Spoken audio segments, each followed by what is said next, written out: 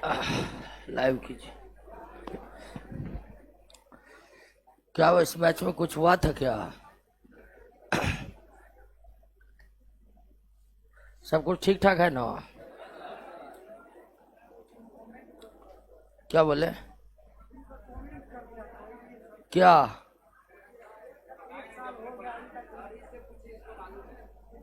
अच्छा,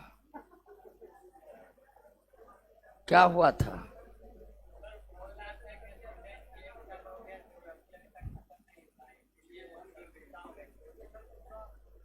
ओ,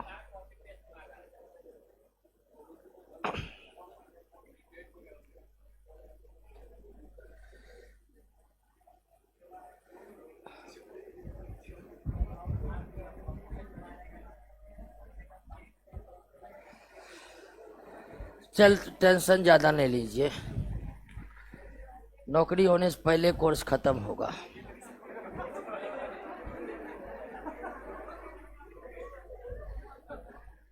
नहीं, ये बात अब कोर्स खत्म करने में तो लेट लगता ही है। हम थोड़ा कुछ कार्य में बिजी हो गए थे। शादी भी इधर कितना ज्यादा था, उसी में इधर उधर कर रहे थे। नहीं, अपना तो हमारा तलाको हो गया है।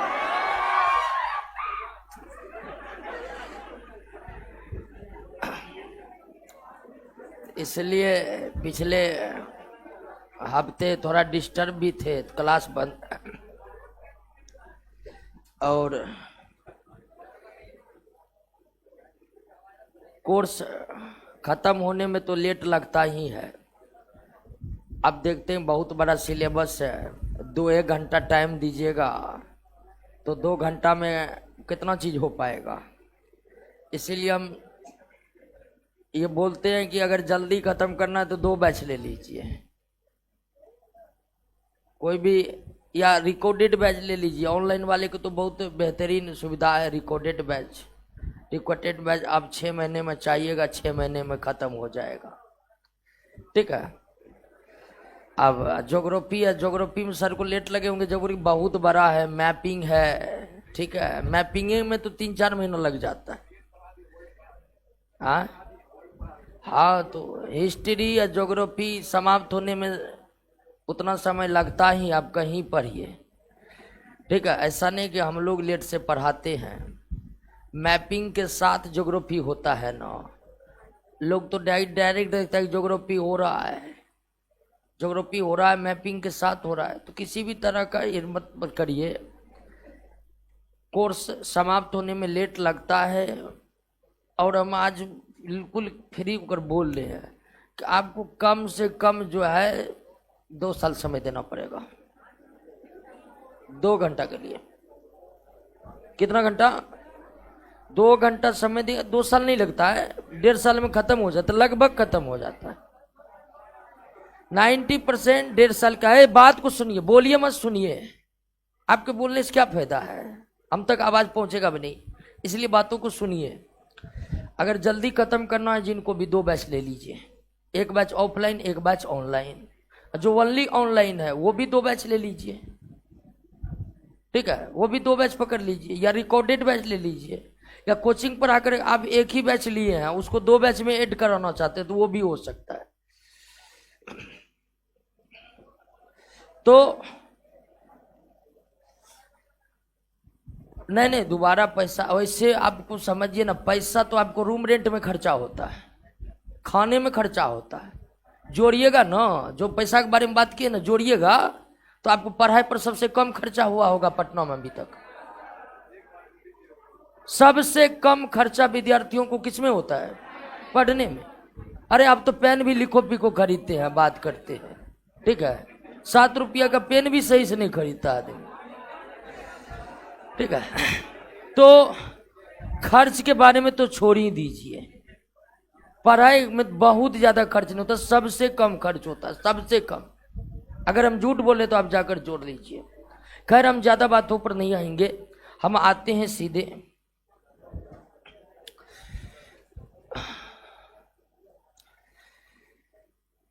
पिछले क्लास में कहां तक पढ़े थे? अच्छा, हम उत्तल और अवतल दर्पण में, कॉनकेव और कॉन्वेक्स मिरर में जो प्रतिबिंब बनते हैं, उस प्रतिबिंब बनने की प्रक्रिया को समझे थे। अब एक चीज और समझना है दोस्तों, कि मान लेते हैं कि ये हमारा कॉनकेव मिरर है और ये प्रिंसिपल एक्सिस है और यहां पर कोई वस्तु है, यहां पर कोई वस्तु है और इसका प्रतिबिंब बना।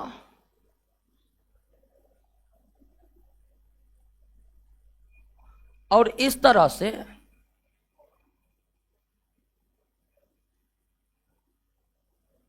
इसका प्रतिबिंब यहां पर बन गया। बन गया कि नहीं बन गया? ये वस्तु है और ये वस्तु का प्रतिबिंब है और ये आपका फोकस हो गया। तो अब तो ध्यान दीजिए कि ये दर्पण का ध्रुव है। ये दर्पण का क्या है? पोल, जिसको हम ध्रुव बोलते हैं। तो ध्रुव से वस्तु तक की जो दूरी है, ध्रुव से वस्तु की जो दूरी है, दर्पण के ध्रुव से वस्तु के बीच की जो दूरी है, उसको लिखते हैं दोस्तों यू।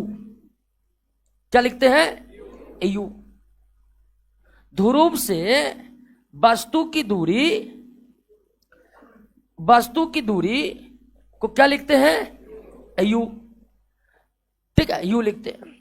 अब वस्तु का जो प्रतिबिंब बना है, इस दूरी को लिखते हैं क्या? भी। प्रतिबिंब की दूरी, प्रतिबिंब की दूरी को क्या लिखते हैं? और मुख अक्ष के समांतर प्रकाश की किरणें परावर्तन के बाद जहां से गुजरती हैं, और फोकस दूरी को बताने का जरूरत नहीं, फोकस दूरी हम बता चुके हैं। तो फोकस दूरी को दर्पण से वस्तु की दूरी को क्या लिखते हैं? यू। दर्पण से प्रतिबिंब की दूरी को क्या लिखते हैं? भी। प्रतिबिंब की दूरी को किस में इंडिकेट करते हैं? भी में। वस्तु की दूरी को किस में इंडिकेट करते हैं? यू में। फोकस दूरी को एफ में। तीनों स्मॉल लेटर, यू भी स्मॉल लेटर, भी स्मॉल लेटर और एफ भी स्मॉल लेटर। और दूरी हमेशा मापा जाता है कहां से? ध्रुव से। दूरी हमेशा कहां से मापा जाता है? जैसे कि दर्पण से वस्तु की दूरी कितनी है, तो दर्पण से वस्तु की दूरी जो मापेंगे, दर्पण के ध्रुव से मापेंगे, यहां से। ऐसा नहीं कि यहां से माप लेंगे। कोई भी दूरी दर्पण से मापी जाएगी, कहां से? दर्पण के। तो वस्तु की दूरी को किस में इंडिकेट करते हैं?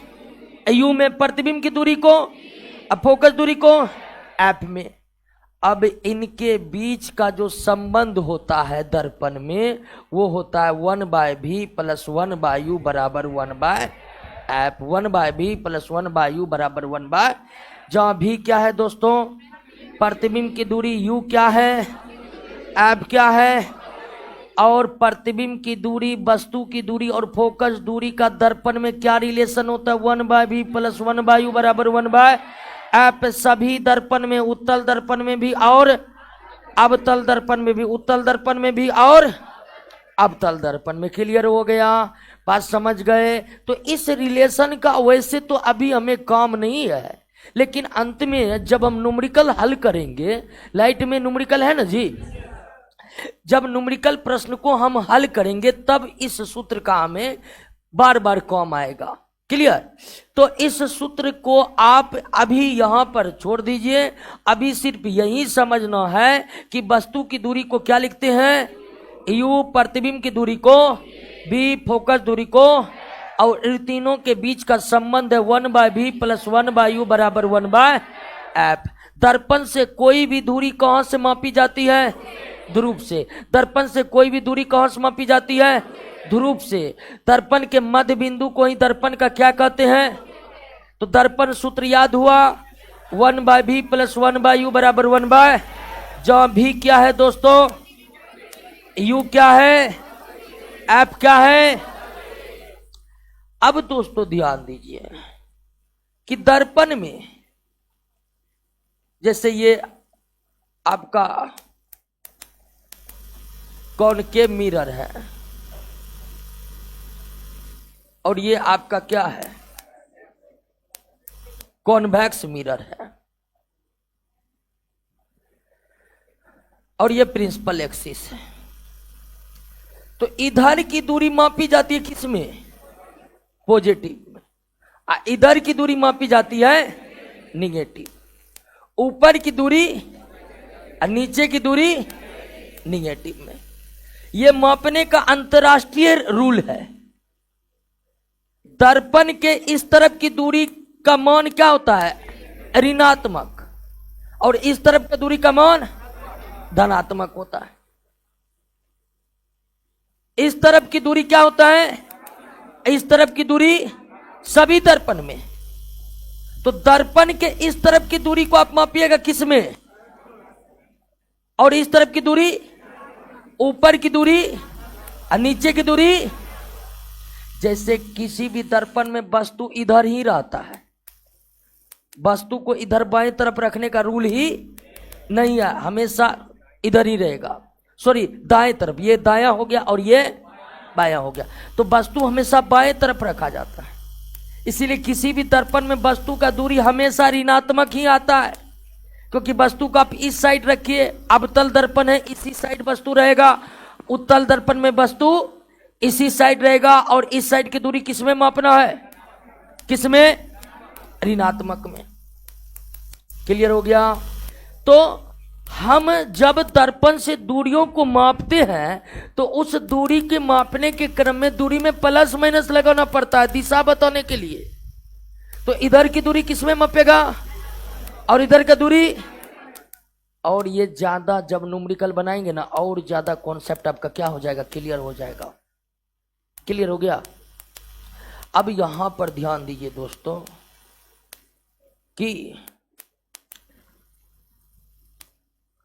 अवतल दर्पण में फोकस दूरी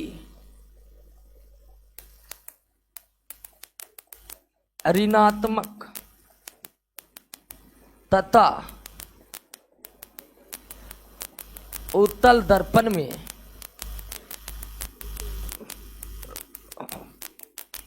फोकस दूरी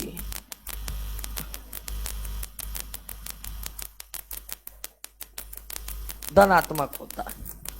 अवतल दर्पण में फोकस दूरी क्या होता है, ऋणात्मक, तथा उत्तल दर्पण में फोकस दूरी धनात्मक होता है। क्यों होता है, अब देख लेते।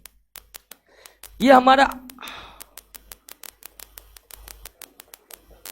अवतल है, ये कौन दर्पण है, और आप जानते हैं कि अवतल दर्पण मुंह कक्ष के समांतर आने वाली प्रकाश की किरणें को कहां से गुजारती है।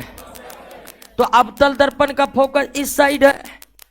उत्तल दर्पण को देख लीजिए, उत्तल दर्पण प्रकाश की किरणों को फैला देती है, प्रकाश की किरणों को, जिससे प्रकाश इधर हमें मिलती हुई नजर आती है, इधर फोकस। तो अवतल दर्पण प्रकाश की किरणों को एक बिंदु पर केंद्रित कर देती है, जिससे प्रकाश परावर्तित होकर यहां आता है। और इधर की दूरी किसमें मापी जाती है दोस्तों, प्लस में, इधर की दूरी माइनस में। इधर की दूरी किसमें मापी जाती है, इधर की दूरी माइनस में मापी जाती है। तो अवतल दर्पण का फोकस माइनस तरफ है या प्लस तरफ है, माइनस तरफ है कि नहीं। इसलिए अवतल दर्पण का फोकस दूरी हमेशा क्या होता है, और उत्तल दर्पण का फोकस दूरी प्लस की ओर है कि नहीं है। तो उत्तल दर्पण का फोकस दूरी क्या होता है, तो दर्पण में अवतल का फोकस दूरी हमेशा क्या, और उत्तल का फोकस दूरी। और ऐसा क्यों होता है, इस बात को समझे। ऐसा इसलिए होता है कि अवतल दर्पण प्रकाश को फैलाती नहीं है, अवतल दर्पण प्रकाश को केंद्रित करती है, जबकि उत्तल दर्पण प्रकाश को क्या कर देती है, फैला देती है। इसीलिए उत्तल दर्पण का फोकस इस साइड बनता है, और इस साइड की दूरी क्या होगी, और अवतल दर्पण में प्रकाश की किरणें फोकस होकर गुजरती है, फोकस इसी साइड बन जाता है, और इस साइड की दूरी क्या, तो अवतल दर्पण की फोकस दूरी क्या होती है? ऋणात्मक। और उत्तल दर्पण की फोकस दूरी क्या होती है? और ऐसा क्यों होता है, इस बात को समझिए। क्लियर? आइए दोस्तों, क्या हुआ आवाज में जी?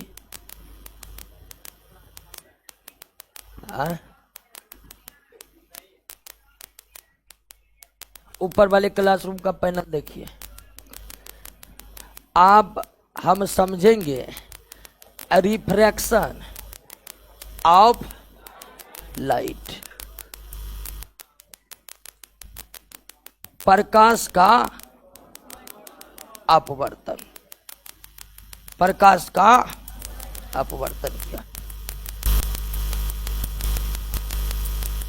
हम पिछले क्लास में रिफ्लेक्शन ऑफ लाइट की बात किए थे, और आज हमें समझना, ध्यान दीजिए, फिर ध्यान नहीं दे रहे, बार बार करें, क्लास में ही सारी बातों को याद कीजिए। रिफ्रैक्शन ऑफ लाइट, प्रकाश का अपवर्तन।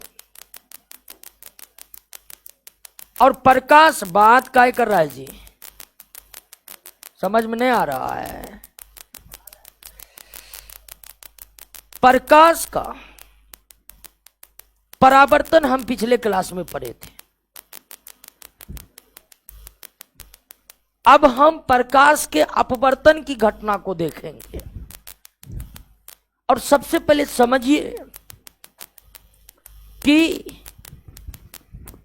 प्रकाश का जो अपवर्तन की घटना है, रिफ्रैक्शन का जो घटना है, ये तब घटित होती है, ये तब घटित होती है जब प्रकाश एक माध्यम से दूसरे माध्यम में जाते हैं। जब प्रकाश एक माध्यम से दूसरे माध्यम में जाते हैं। बात को समझ गए? प्रकाश की अपवर्तन की घटना, क्या हुआ जी आवाज में? अरे उससे मोबाइल लगा, एयरफोन लगा के देखो न जी। हाँ, बंद करो, ऑनलाइन क्लास बंद करो,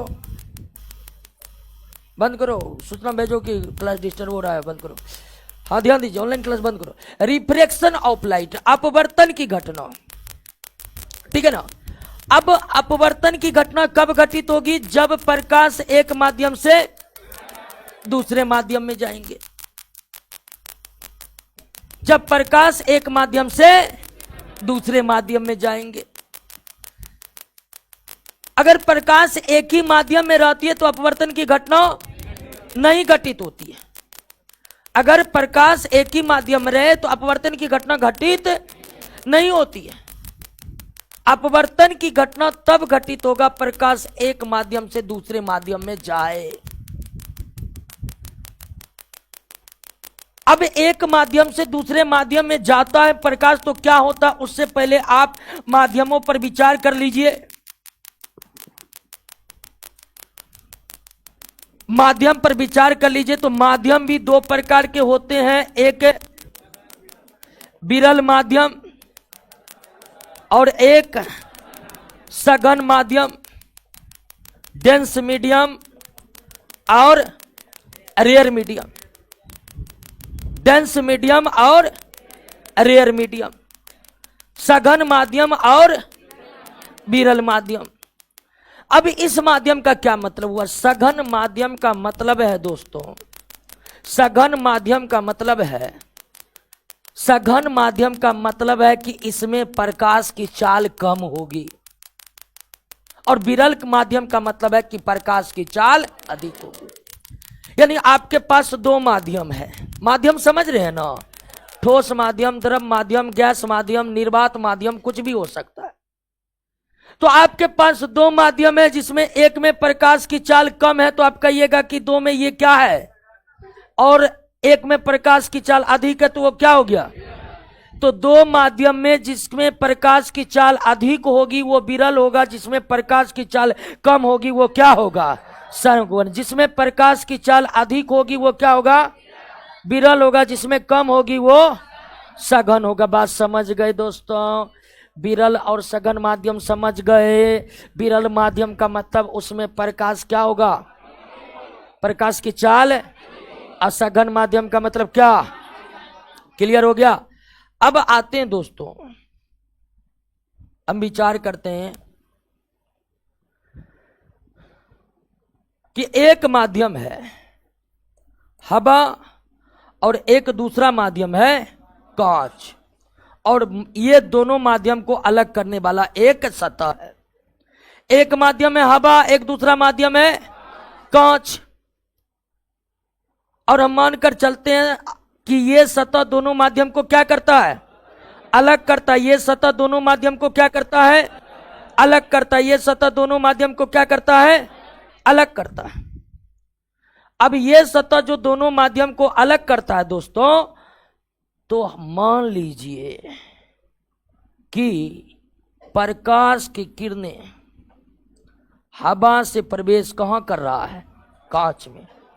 तो यहां हवा कैसा माध्यम है? विरल माध्यम है। कांच क्या है? सघन माध्यम। क्योंकि इन दोनों माध्यम में कांच में प्रकाश की चाल क्या है? कम है, और हवा में प्रकाश की चाल क्या है? ज्यादा होता है। कांच में प्रकाश की चाल कम और हवा में प्रकाश की चाल ज्यादा। हवा में प्रकाश की चाल ज्यादा। तो यहां हवा हमारा विरल माध्यम है, कांच हमारा सघन माध्यम है। तो मान लीजिए दोस्तों कि प्रकाश विरल से प्रवेश कर रहा है कहां? सघन में, और एक नॉर्मल यानी कि अभिलंब हम डाल देते यहां पर।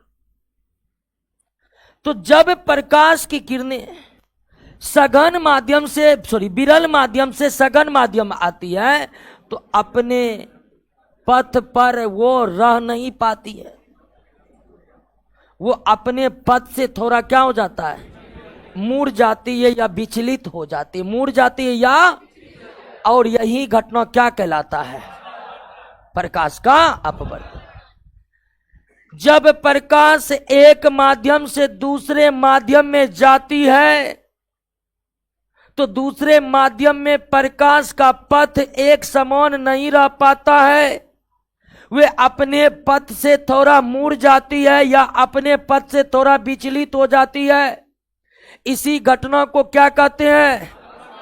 इसी घटना को क्या कहते हैं? क्लियर बात समझ में आई? कोई दिक्कत नहीं ना? तो प्रकाश का दूसरे माध्यम में जाकर रास्ता बदल लेना या रास्ता से भटक जाना ही क्या है? अपवर्तन। क्लियर हो गया? तो प्रकाश की अपवर्तन की घटना तब घटेगी जब प्रकाश एक माध्यम से दूसरे माध्यम में जाए। प्रकाश की अपवर्तन की घटना में प्रकाश अपने पथ से थोड़ा मुड़ जाती है, अपने पथ से थोड़ा विचलित हो जाती है। अपने पथ से थोड़ा मुड़ जाती है या अपने पथ से थोड़ा क्या हो जाती है? विचलित हो जाती है। क्लियर बात समझे? कोई दिक्कत नहीं? तो प्रकाश का दूसरे माध्यम में प्रवेश करते वक्त उनके मार्ग में जो विचलन आता है या उसके मार्ग में जो बदलाव आता है, उसे ही क्या कहते हैं? उसे क्या कहते हैं? क्लियर हो गया? कोई दिक्कत नहीं ना? अब ध्यान दीजिए दोस्तों कि अपवर्तन की भी आपको 3 घटनाएं देखने को मिलेगी। कितनी घटनाएं? 3 घटनाएं। अपवर्तन क्या, इसमें कोई दिक्कत नहीं ना? प्रकाश के मार्ग में परिवर्तन ही क्या है? अपवर्तन है। प्रकाश के मार्ग में परिवर्तन ही क्या है? या प्रकाश के मार्ग में विचलन ही क्या है? यह घटना तब घटेगी जब प्रकाश एक माध्यम से दूसरे माध्यम में प्रवेश करे। अब अगर आप ये जानना चाहते हैं कि अपवर्तन की घटना घटित क्यों होती है, ये तो आप समझ गए कि मार्ग में विचलन ही क्या है, लेकिन ये मार्ग में विचलन होता ही क्यों है? आखिर क्या कारण है कि प्रकाश के पथ में थोड़ा परिवर्तन होता है? इसका क्या कारण है? इसका कारण है दोस्तों, इसका कारण है इसका कारण है कि सभी माध्यम में प्रकाश की चाल एक समान नहीं होती। दूसरे माध्यम में प्रवेश करते वक्त प्रकाश के चाल में परिवर्तन, दूसरे माध्यम में प्रवेश करते वक्त प्रकाश के चाल में परिवर्तन इसलिए होता है दोस्तों, इसलिए होता है क्योंकि सभी माध्यमों में प्रकाश की चाल एक समान नहीं होती है। अगर भिन्न भिन्न माध्यमों में प्रकाश की चाल एक समान होती तो निश्चित ही हमें यह घटना देखने को नहीं मिलता। अगर मान लीजिए कि अलग अलग माध्यम में प्रकाश का चाल एक समान ही रहता, अलग अलग माध्यम में प्रकाश का चाल एक समान ही रहता, अलग अलग माध्यम में प्रकाश का चाल एक समान ही रहता, तो निश्चित तौर पर हमें अपवर्तन की घटना देखने को नहीं मिलती। तो एक माध्यम से दूसरे माध्यम में जाते वक्त प्रकाश के मार्ग में विचलन या प्रकाश के मार्ग में होने वाले बदलाव को क्या कहते हैं? अपवर्तन कहते हैं। यह अपवर्तन की घटना हमें इसलिए देखने को मिलती है कि भिन्न भिन्न माध्यम में प्रकाश की चाल एक समान नहीं है। अगर भिन्न भिन्न माध्यम में प्रकाश की चाल एक समान होता तो निश्चित ही हमें कौन सी घटना नहीं देखने को मिलती? निश्चित ही हमें अपवर्तन की घटना देखने को, एनी प्रॉब्लम, दोनों प्रॉब्लम क्लियर हो गया। अब यह अपवर्तन की घटना भी आपको तीन तरह से घटित होता दिखाई पड़ेगा।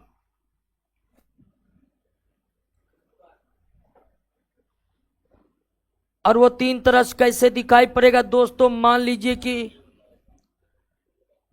ऊपर में एक माध्यम हवा है और नीचे में एक माध्यम कांच, और ये दोनों को अलग करने वाला सत्ता है। तो मान लीजिए दोस्तों कि प्रकाश की किरणें हवा से प्रवेश कर रहा है किसमें? कांच में, और हमने एक अभिलंब खींचा, तो आप तो निश्चित तौर पर कहिएगा कि प्रकाश का पथ जो है इस तरह तो रहने वाला, वो अपने मार्ग से थोड़ा क्या होगा? विचलित होगा। क्लियर? लेकिन अगर दोस्तों,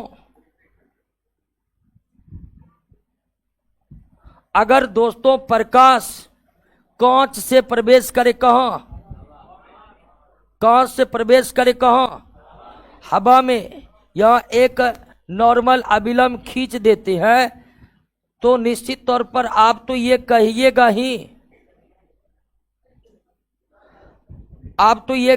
ही दोस्तों कि अब प्रकाश का पथ इस तरह भागेगा नहीं, अपने पथ से वो थोड़ा क्या हो जाएगा? मुड़ जाएगा। क्लियर? तो यहां पर एक बात ध्यान रखिए दोस्तों कि जब प्रकाश, हवा यहां विरल माध्यम है और कांच हमारा क्या है? हवा क्या है हमारा दोस्तों? विरल माध्यम, और कांच क्या है? सघन माध्यम। कांच क्या है दोस्तों? सघन माध्यम है। तो हवा विरल माध्यम है, कांच सघन माध्यम है। ये तब संभव, ये दो स्थितियों में दो अलग अलग स्थितियों को दिखा रहा है। जब प्रकाश का किरण विरल से सघन में आता है तो प्रकाश अभिलंब की ओर क्या हो जाती है? मुड़ जाता है। जब प्रकाश विरल से सघन में आता है तो प्रकाश अभिलंब के तरफ मुड़ जाता है, अभिलंब की तरफ मुड़ जाता है। तुम क्या कर रहा है? अभिलंब चल रहा है।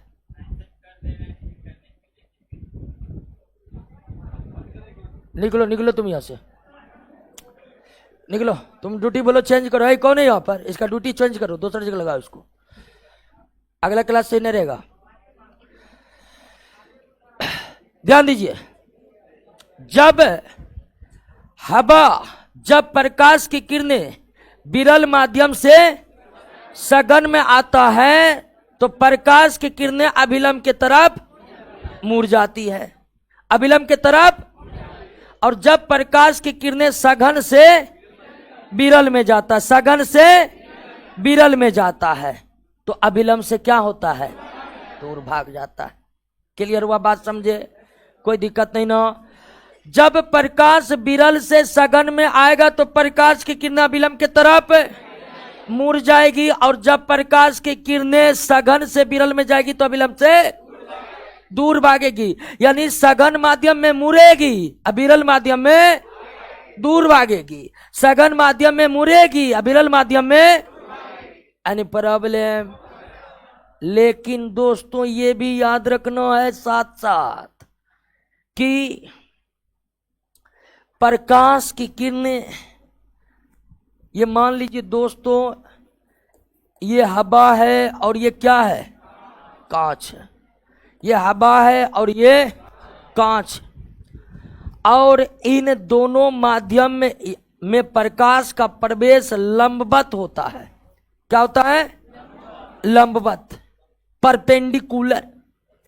तो जब प्रकाश एक माध्यम से दूसरे माध्यम में डायरेक्ट लंबवत प्रवेश करे तो लंबवत प्रवेश करेगा तो लंबवत ही निकल जाएगा, मार्ग में कोई परिवर्तन। और मार्ग में परिवर्तन नहीं होने का मतलब है कि अपवर्तन नहीं हुआ। तो जरूरी नहीं है दोस्तों कि एक माध्यम से दूसरे माध्यम जाते वक्त प्रकाश का अपवर्तन होगा ही होगा। यह भी संभव है कि प्रकाश एक माध्यम से दूसरे माध्यम में जाए और उसका अपवर्तन ना हो। प्रकाश एक माध्यम से दूसरे माध्यम में जाए और उसका अपवर्तन ना हो, उसका अपवर्तन ना हो। अगर ऐसा संभव है तो केवल एक स्थिति में कि प्रकाश को किस प्रकार प्रवेश करनी चाहिए, किस प्रकार, लंबवत प्रवेश करनी चाहिए। किस प्रकार प्रवेश करनी चाहिए? लंबवत प्रवेश करनी चाहिए। क्लियर है बात, समझ में आई? कोई दिक्कत नहीं। अगर मान लीजिए क्वेश्चन का जवाब दीजिए कि प्रकाश एक माध्यम से दूसरा माध्यम गया है लेकिन फिर भी उसका अपवर्तन नहीं हुआ, तो प्रकाश किस प्रकार गया है?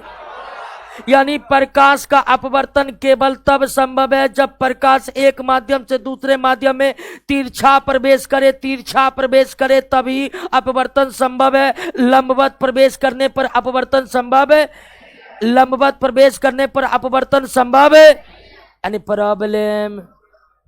तो जब प्रकाश विरल माध्यम से सघन में आती है तो सघन में आती है मूर्ति या विलंब की तरफ, और सघन से विरल में जाती है तो वैसे आप जानिए सघन में मुड़ेगा, विरल में फैलेगा, और अगर सीधे सीधे जाएगा सीधे सीधे निकलेगा, यानी अपवर्तन नहीं होगा।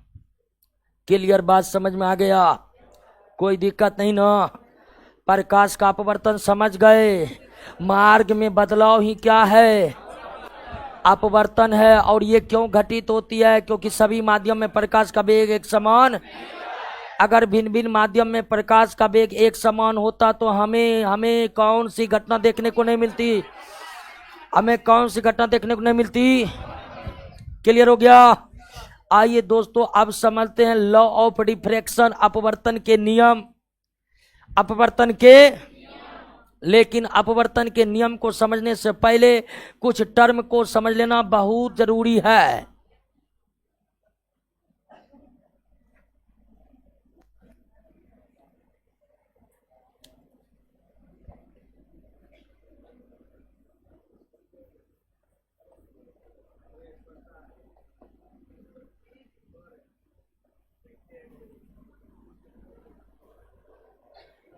ये हवा हो गया, ये कांच हो गया। इसमें कौन सघन माध्यम है?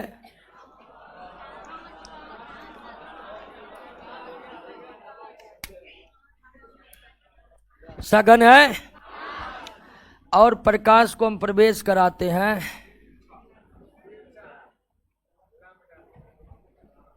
और एक अभिलंब खींच देते हैं,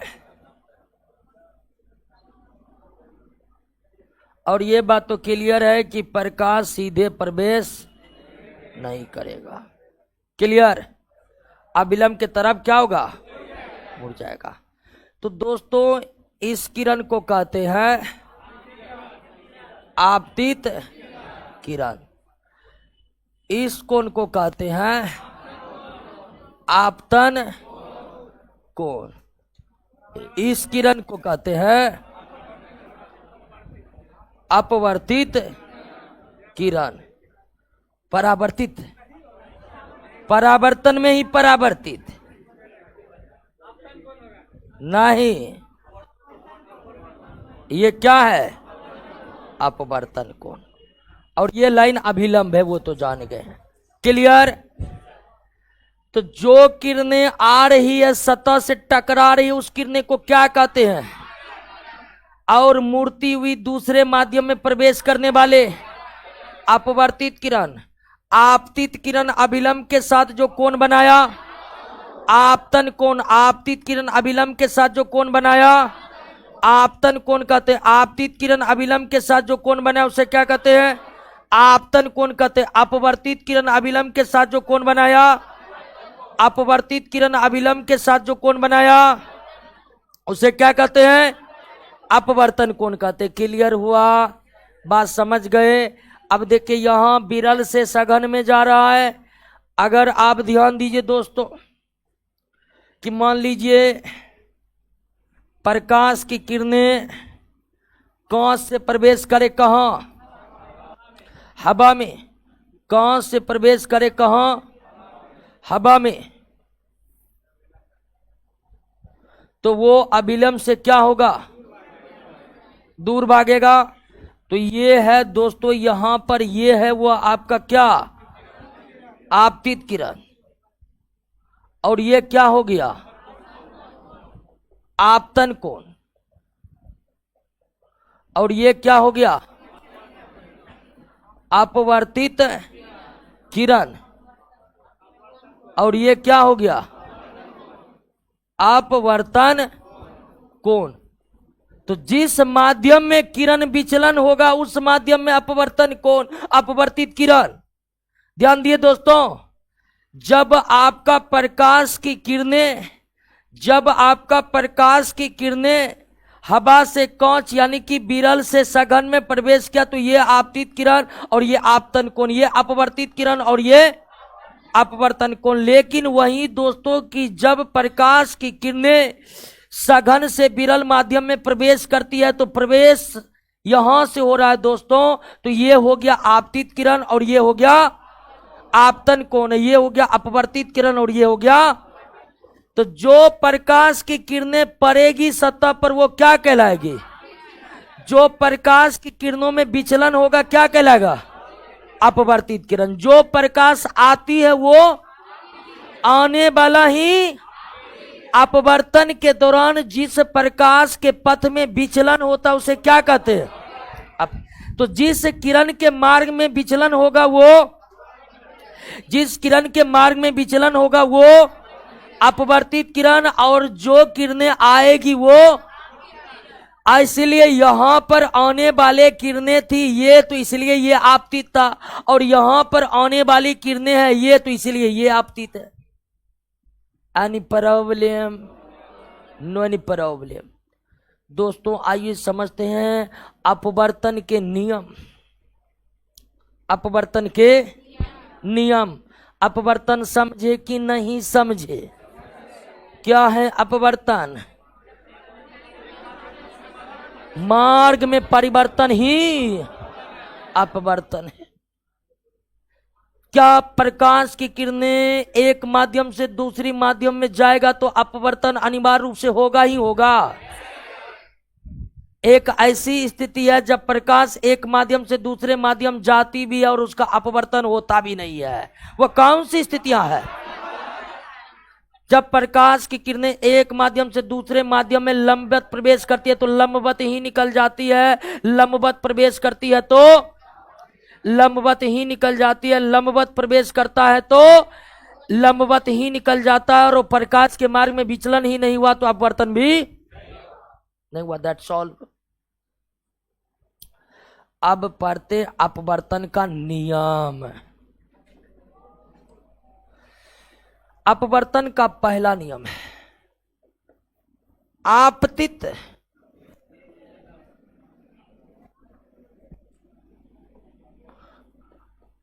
आपतित किरण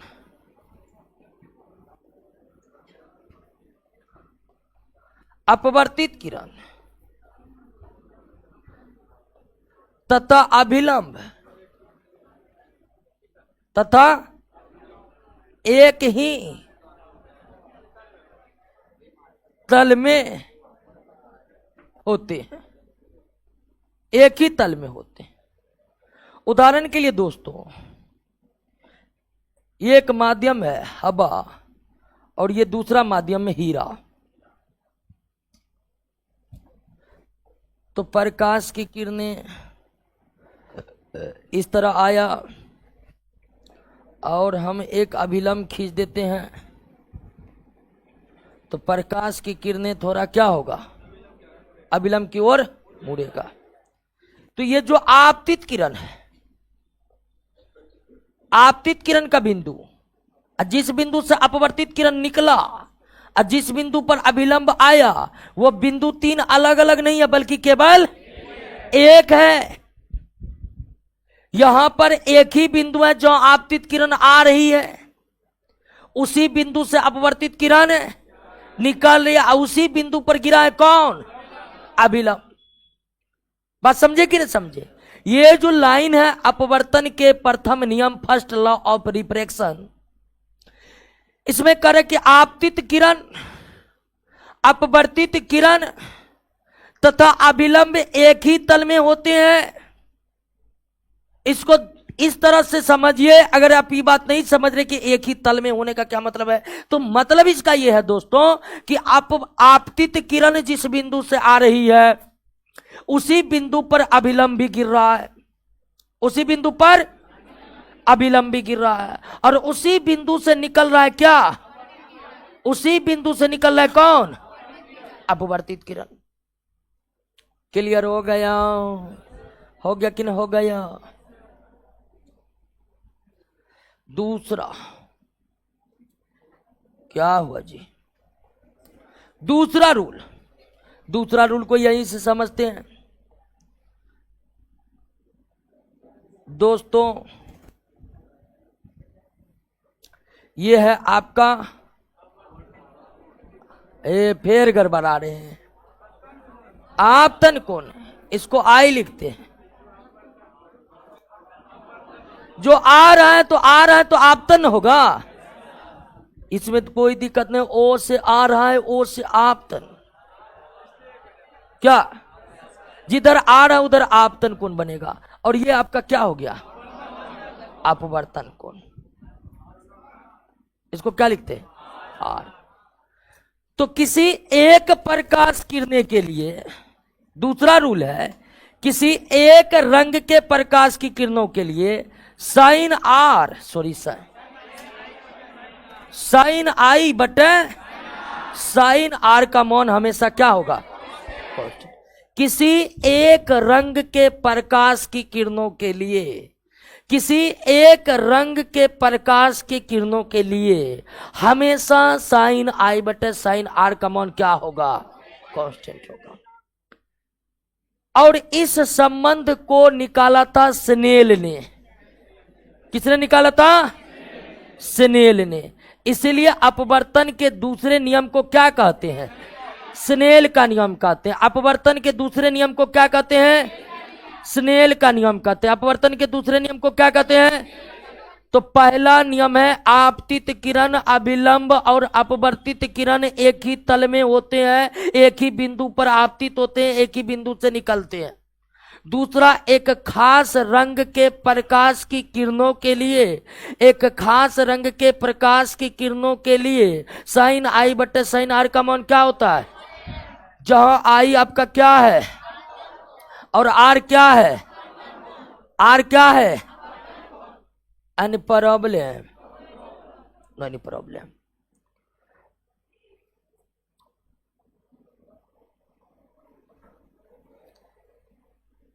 अब दोस्तों हम अपवर्तन के विभिन्न, क्या हुआ, लगता है भोज खाने जाएगी,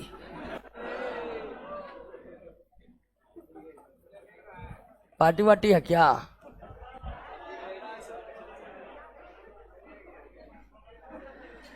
आइए दोस्तों ध्यान दीजिए। नहीं 9 बजे रात को यही सब सोच के ज्यादा खुशी आता है। क्या भोज खाने जाएंगे, पार्टी करने। गाँव में तो 7 बजे हो जाना चाहिए। 9 बज गया तो उधर से 10 आदमी गाली देते हुए निकलेगा। औकात नहीं था तो भोज का ही क्या है रही। अपवर्तन के विभिन्न अवस्था, अपवर्तन के विभिन्न अवस्था। एक अवस्था है, एक अवस्था है, एक अवस्था वो अवस्था है जब आपतन कोण बड़ा हो और अपवर्तन कोण छोटा। अपवर्तन की ऐसी अवस्था जिसमें आपतन कोण बड़ा और अपवर्तन कोण, दोनों कोण के बारे में आप समझ गए हैं।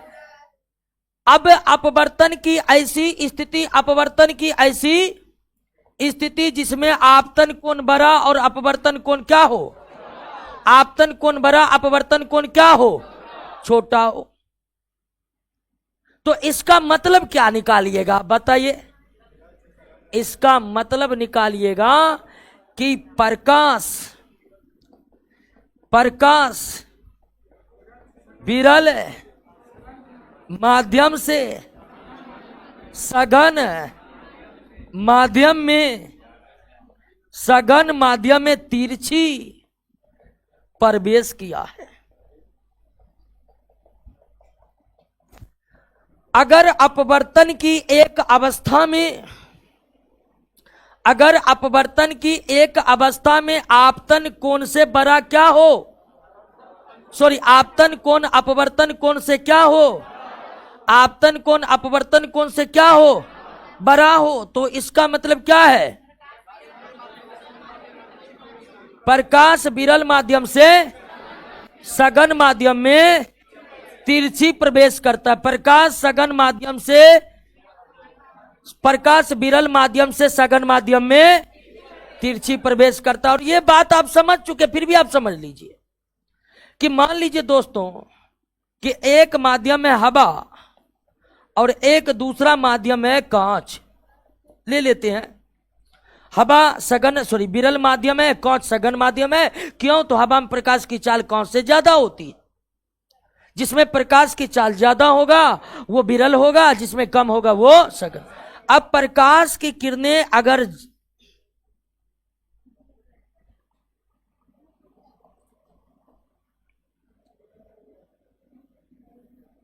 क्लियर, तो ये अभिलंब की तरफ क्या होगा, ये अभिलंब की तरफ क्या हो जाएगा, मुड़ जाएगा। तो ये आपका क्या हो गया, ये क्या हो गया, आपतन कोण। और ये क्या हो गया, अपवर्तन कोण, अपवर्तन कोण। क्लियर। अब यहां पर देखिए कि आपतन कोण बड़ा है कि नहीं बड़ा, ये यहां से यहां के बराबर होगा ये कोण। आपतन कोण बड़ा है और प्रकाश चूंकि मुड़ गया है, तो मुड़ गया तो निश्चित तौर पर ये कोण इससे छोटा तो होगा ही होगा। तो जब भी आपतन कोण बड़ा है अपवर्तन से, तो आप श्योर रहिए प्रकाश किधर से किधर गया है, विरल से। जब भी आपतन कोण अपवर्तन से बड़ा है, प्रकाश किधर से किधर गया है, विरल से सघन गया है। किधर से किधर गया है, विरल से सघन गया। क्लियर बात समझ में आई। अब दूसरी अवस्था को आप निश्चित तौर पर गैस कर लिए होंगे कि क्या होने वाला।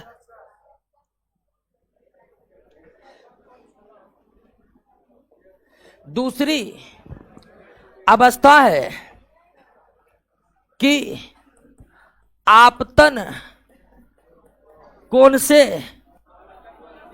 बड़ा क्या हो, अपवर्तन कोण। तो इसका मतलब है दोस्तों हवा और कांच, हवा और कांच।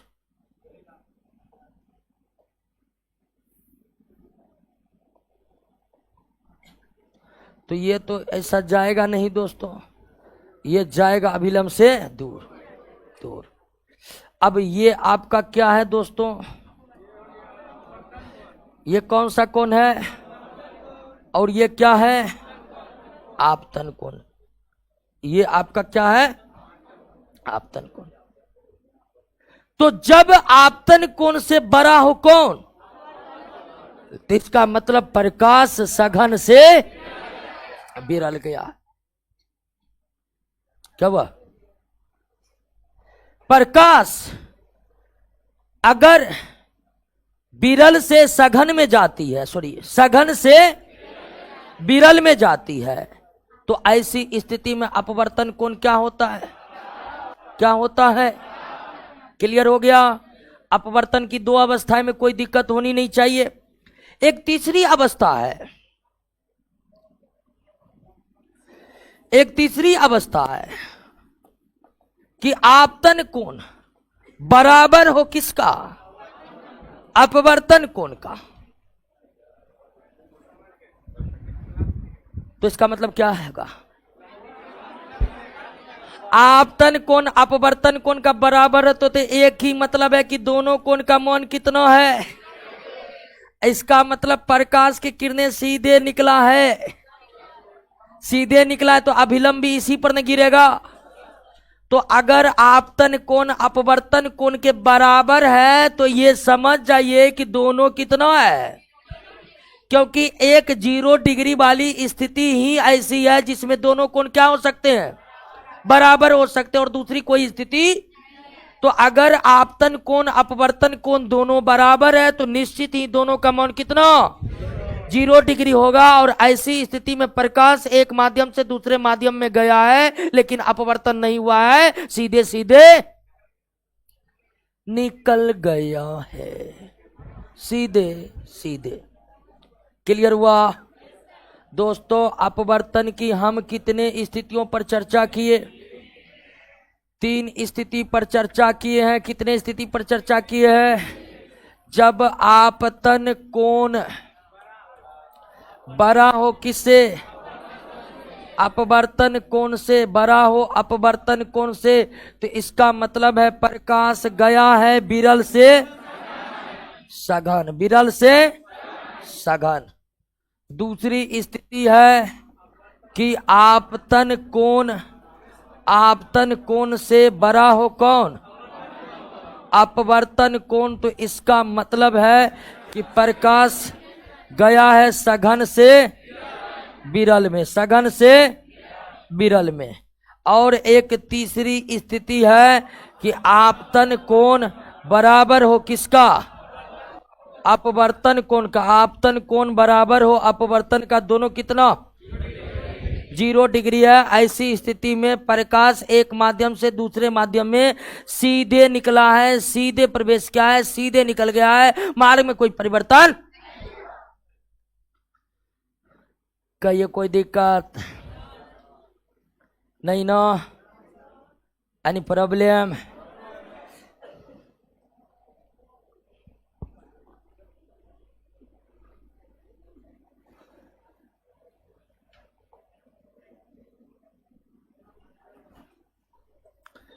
दूसरा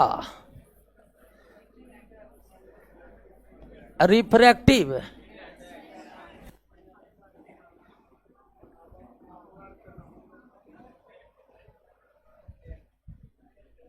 रिफ्रैक्टिव इंडेक्स।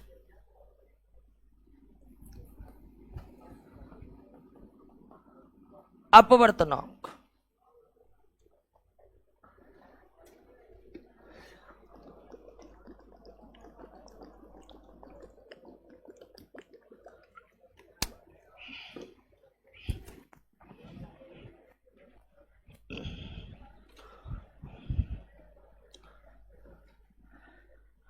रिफ्रैक्टिव इंडेक्स क्या है, अपवर्तन तो समझ गए, अपवर्तनांक क्या है, अब इसको समझना। अब तो ये जानते हैं कि प्रकाश जब एक माध्यम से दूसरे माध्यम में जाती है, तो दूसरे माध्यम में जाने के बाद अपने मार्ग से विचलित हो जाती है, अपने मार्ग से विचलित हो जाती है। आखिर किस माध्यम में प्रकाश जाकर कितना विचलित होगा यह पता चलेगा किससे? अपवर्तनांक से। प्रकाश जब एक माध्यम से दूसरे माध्यम में जाती है तो दूसरे माध्यम में जाते वक्त अपने रास्ते से, मार्ग से थोड़ा भटक जाती है। आखिर किस माध्यम में प्रकाश के जाने पर उसमें कितना भटकाव होगा, किस माध्यम में जाने के बाद कितना भटकाव होगा, यह डिपेंड करता है किस पर, या इसकी जानकारी हमें पता चलेगी किससे? तो अपवर्तनांक अगर आप जान जाइएगा, समझ जाइएगा, तो आपको पहली जानकारी यह मिल जाएगा कि प्रकाश किसी माध्यम में जाकर अपने मार्ग से कितना विचलित होगी। दूसरा, कुछ माध्यम सघन होते हैं, कुछ माध्यम विरल होते हैं, अर्थात कुछ माध्यम में प्रकाश की चाल अधिक होता है, कुछ माध्यम में प्रकाश की चाल कम होता है। आखिर किस माध्यम में प्रकाश की चाल कितनी है, किस माध्यम में प्रकाश की चाल अधिक होगी, किस माध्यम में प्रकाश की चाल कम होगी, यह भी पता चलेगा उसके माध्यम के अपवर्तनांक से। रिफ्रैक्टिव इंडेक्स एक ऐसा भौतिक राशि है जो हमें बतलाएगा कि किस माध्यम में प्रकाश की किरणें में कितनी विचलन होगी, या हमें बताएगा कि किस माध्यम में प्रकाश की चाल अधिक और किस माध्यम में प्रकाश की चाल कम होगी। यानी दो चीजों की जानकारी आपको डायरेक्ट दे सकता है। कौन? अपवर्तनांक, रिफ्रैक्टिव इंडेक्स। अपवर्तनांक, रिफ्रैक्टिव इंडेक्स। वो दो चीज कौन है दोस्तों? वो कि प्रकाश के मार्ग में विचलन कितना होगा किसी माध्यम में जाने के बाद, और दूसरा कि किस माध्यम में प्रकाश की चाल अधिक होगी और किस माध्यम में प्रकाश की चाल कम होगी। लेकिन सवाल यह है कि माध्यम का अपवर्तनांक निकलेगा कैसे? कैसे निकलेगा? नो प्रॉब्लम दोस्तों। किसी माध्यम का अपवर्तनांक दो माध्यम में प्रकाश की चाल का अनुपात है, चाल का अनुपात है। अपवर्तनांक जो निकलता है निर्वात में प्रकाश की चाल बटे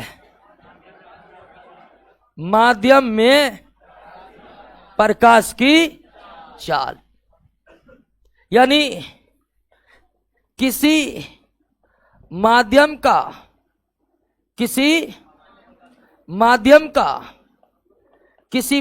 का अपवर्तनांक बराबर होता है निर्वात में प्रकाश की चाल बटे माध्यम में प्रकाश की चाल। निर्वात में प्रकाश की चाल बटे माध्यम में प्रकाश की चाल। निर्वात में प्रकाश की चाल बटे माध्यम में प्रकाश की चाल ही कहलाता किसका? माध्यम का अपवर्तनांक कहलाता है। तो अपवर्तनांक एक ऐसी भौतिक राशि है दो चीजों की जानकारी देगा। एक, किस माध्यम में प्रकाश के जाने के बाद कितना उसके मार्ग में विचलन होगा, और दूसरा कि किस माध्यम में प्रकाश की चाल अधिक होगी और किस माध्यम में प्रकाश की चाल कम होगी। और यह अपवर्तनांक निकालते कैसे? तो किसी भी माध्यम का अपवर्तनांक कुछ इस प्रकार निकलता है। जैसे हीरा का अपवर्तनांक तो निर्वात में प्रकाश की चाल बटे हीरे में प्रकाश की चाल। कांच का अपवर्तनांक निर्वात में प्रकाश की चाल बटे कांच में प्रकाश की चाल। क्लियर हो गया? अब आप निकालिएगा, काहे यादें कर लीजिए, क्योंकि पहले से आपके नोट में निकाला हुआ है। उल्टाइए।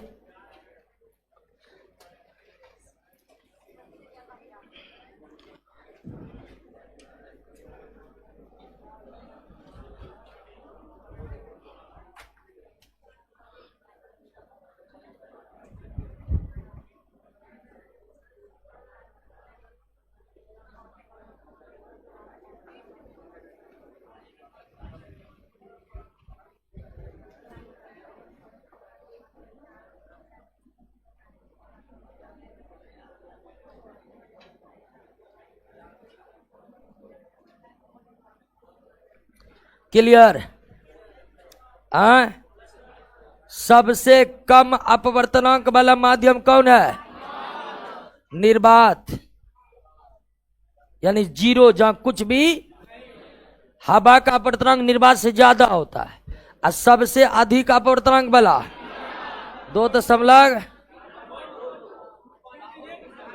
4 1,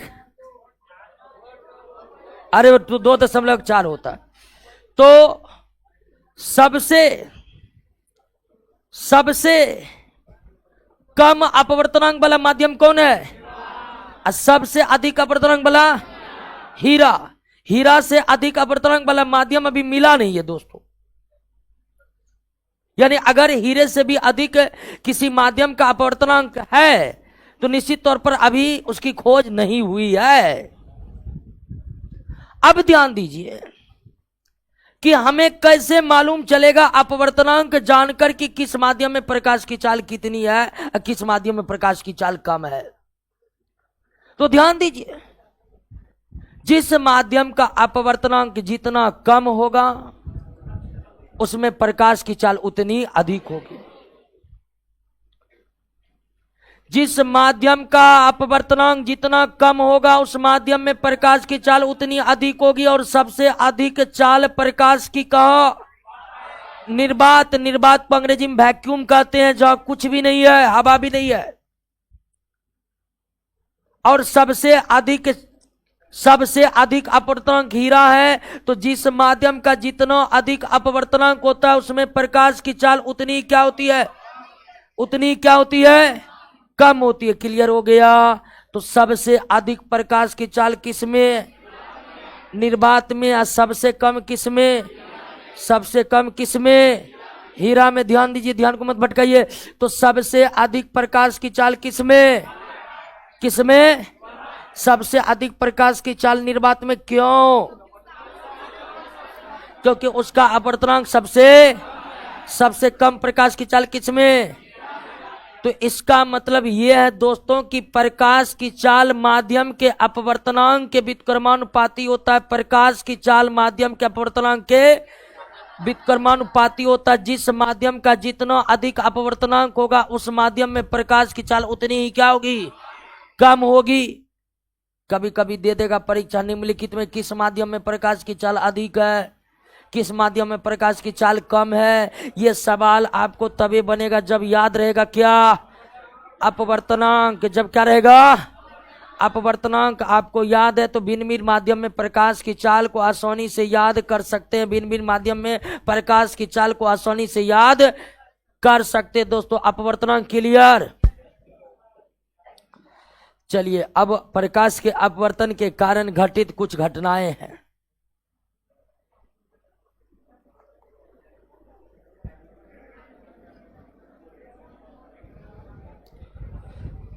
सारे उदाहरण को याद करिए। आप जानते हैं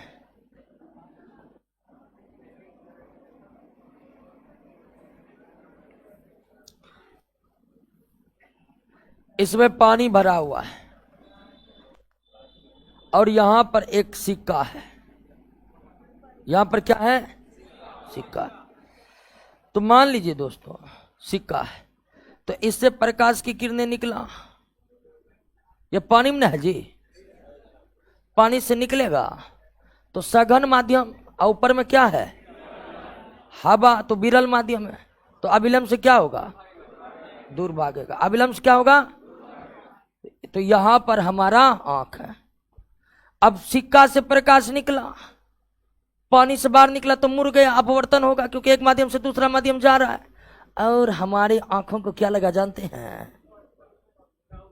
कि सिक्का यहां पर है,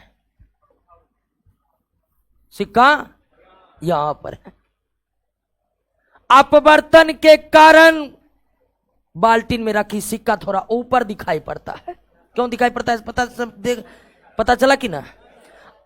किसी बाल्टीन भरे हुए जल से बाल्टीन में रखा सिक्का आंखों से देखने पर थोड़ा ऊपर दिखाई पड़ता है। मछली भी रहता जो है उसके ऊपर दिखाई पड़ता है। ऐसा क्यों होता है? ऐसा अपवर्तन के कारण होता है। रियल में प्रकाश चला और पानी से बाहर निकला तो क्या हो गया? मुड़ गया। लेकिन आंखों को ये मुड़ा हुआ रास्ता दिखाई, आंख को सीधा सीधा देखता है। क्यों? तो क्षमता ही आंख का सीधा सीधा देखने का। वो सीधा देखता देखता सिक्का यहां, वो तुरंत हाथ मारेगा, यहां सिक्का ले लेंगे, सिक्का गायब नीचे। नया नया आदमी मछली मारने जाएगा, उसको मछली तो दिखेगा यहाँ, भाला मारेगा यहाँ, मछली तुरंत। अब देखिए नया नया आदमी जाएगा मछली मारने। गांव सब में वैसे बहुत ज्यादा प्रचलन है, बड़े बड़े जो मछली यूनिट होता है, ठीक है, हमारे गांव में तो बड़े बड़े मछली यूनिट को क्या बोला जाता है, जलकर, जलकर बोला जाता है, और किसी के गांव से बोला जाता है जलकर। हाँ, तो उसमें नया नया आदमी शुरू मछली मारने जाएगा, तो बड़े बड़े मछलियों को जो है ना, बड़े बड़े मछली यूनिट होते हैं जहाँ मछली उत्पादन होता है कृत्रिम तरीके से, वहाँ बड़े बड़े मछलियों को भाला से मारा जाता है। क्यों? तो जाल को फाड़ देगा वो मछली, तो उसको मारा जाता है किससे? भाला से। तो भाला से जो मछली को मारता है वो पूरी तरह एक्सपर्ट होता है कि कहां भाला मारेंगे मछली मरेगा। नया नया आदमी जाएगा, उसको अपवर्तन मालूम ही नहीं है, मछली है यहां पर। अब बाहर से वो तो हवा में खड़ा होकर देख रहा है ना जी, हवा से वो देख रहा तो मछली दिखेगा यहां, वो भाला एम करके मारेगा इस पर, अब मछली तुरंत फुर से उड़ जाएगी, मतलब भाग जाएगी। ठीक है, क्लियर बात समझे कि नहीं समझे? तो एक क्वेश्चन पूछा जाता है कि तालाब में जब मछलियां दिखाई दे, भाला वहीं मारना चाहिए कि उसके नीचे मारना चाहिए? उसके नीचे मारना चाहिए, उसके नीचे मारना चाहिए। Any problem? समझ गए? अपवर्तन के कारण और भी कई घटनाएं घटित होती है, जैसे तारे टिमटिमाते क्यों है? अपवर्तन के सबसे पहले समझिए, पानी के अंदर कुछ भी पूछा, पानी के अंदर ये हो गया, पानी के अंदर वो हो गया, पानी के अंदर ऐसा हो गया, सीधा एक कारण अपवर्तन। पानी के अंदर गए अपवर्तन हुआ। अब कहीं ऐसा कैसे? तो जैसे पानी का अंदर गए हैं तो मतलब आप हवा में है, हवा और पानी दो अलग अलग माध्यम हो गया। दो अलग अलग माध्यम कौन सी घटना घटित करेगी? कौन सी घटना घटित करेगी? तो पानी के अंदर मछली, पानी के अंदर सिक्का, पानी के अंदर छार, पानी के अंदर कुछ एक्स वाई जेड, पानी के अंदर सीधा एक ही कारण होगा, अपवर्तन। क्लियर हो गया दोस्तों? दोस्तों ऑनलाइन वाला तो आज क्लास कर नहीं पाया, इसलिए क्लास को हम यहीं स्टॉप करते, नहीं तो उन लोग का बहुत छूट जाएगा। वैसे भी उस लोग गाली दे रहा है 10 दिन से, ठीक है।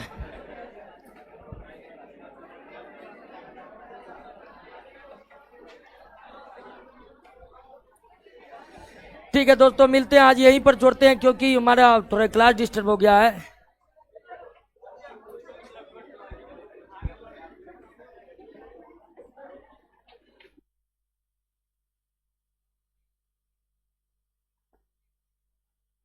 पहले लड़की को निकलने दीजिए, निकलने। आप लोग निकलते क्या नहीं? पता नहीं सब डरपोक।